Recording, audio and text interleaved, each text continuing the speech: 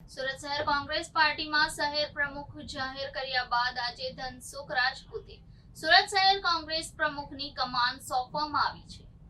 લોકસભાની ચૂંટણીના ભણકારા વાગી રહ્યા છે। આગામી દિવસોમાં લોકસભાની ચૂંટણીની જાહેરાત થઈ શકે છે, ત્યાં તમામ રાજકીય પક્ષોના નેતાઓ અને કાર્યકર્તાઓમાં ચહલપહલ જોવા મળી રહી છે। કેન્દ્ર હોય કે રાજ્ય સરકાર, તમામ નેતાઓ આગામી લોકસભાની ચૂંટણીને લઈ તડામાર તૈયારીઓ કરી રહ્યા છે। તેમાં સુરત શહેર કોંગ્રેસ પ્રમુખની જાહેરાત કરવામાં આવી છે। સુરત શહેર કોંગ્રેસના નવા પ્રમુખ ધનસુખ રાજપૂતના નામની જાહેરાત કરવામાં આવી છે।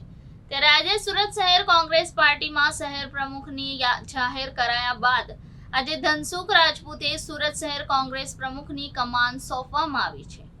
સૌથી પહેલા ધનસુખભાઈ, અમારી ચેનલના માધ્યમથી તમને ઘણી બધી શુભેચ્છાઓ। હવે આજે આપણે નવા અધ્યક્ષ તરીકે બન્યા છે સુરત શહેરના, એ વિશે કોંગ્રેસ પાર્ટી વિશે તમારું શું કહેવું છે અને શું માનવું છે? કોંગ્રેસ પાર્ટી એ રાષ્ટ્રીય પાર્ટી છે, 138 વર્ષ જૂની પાર્ટી છે અને એના જે મૂળિયા છે તે લોકોને જન સુધી ગયા છે, જન સુધી ગયા છે। આજની તારીખમાં ભલે ગમે તે લોકો કંઈ પણ કહેતા હોય, પણ આજે પણ કોંગ્રેસ પાર્ટીનો કાર્યકર્તા મતદારને ત્યાં જાય કે ના જાય તો પણ એને 30% જેટલા મતો તો મળે જ છે।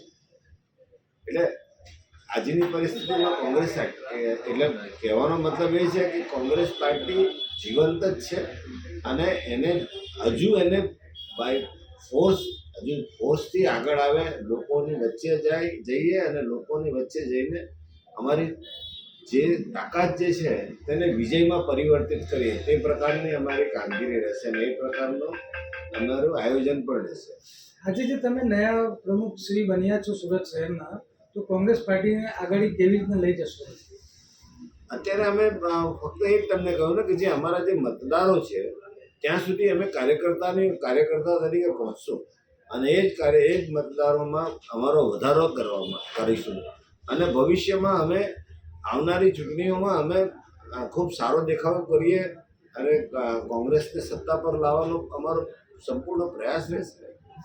આવનારી લોકસભા ચુનાવ જે આવવાની નજીકમાં છે, આપ શ્રી દ્વારા આપના કાર્યકર્તાઓ, વોર્ડ પ્રમુખો, એ લોકોને શું જિમ્મેદારી આપવામાં છે? સૌ પ્રથમ તો મારી એ જ જિમ્મેદારી રહેશે કે દરેક કાર્યકર્તા લોકોની વચ્ચે જાય। પહેલાં તો અમારો જે પણ કાર્યકર્તા છે એક બૂથમાં એક છે તો એક, બે છે તો બે, એનું કામ ફક્ત એ જ છે કે આપણા મતદારો સુધી જાય અને મતદારો સુધી જઈને એનો સંપર્ક કરે। પછી એ કાર્યકર્તા 1 થી 10 બને, 20 બને અને લોકોને કોંગ્રેસ તરફ વધારેમાં વધારે જોડવાના પ્રયત્ન કરવા માટે પહેલું કામ અમારે બૂથ લેવલથી જ કામ કરવું પડશે અને બૂથમાં જ અમે મારું પોતાનું ફોકસ રહેશે કે દરેક બૂથમાં અમારી પાસે 1 તો 1, 2 તો 2 પણ એવા હોવા જોઈએ કે જે સંપૂર્ણ કોંગ્રેસને સમર્પિત હોય।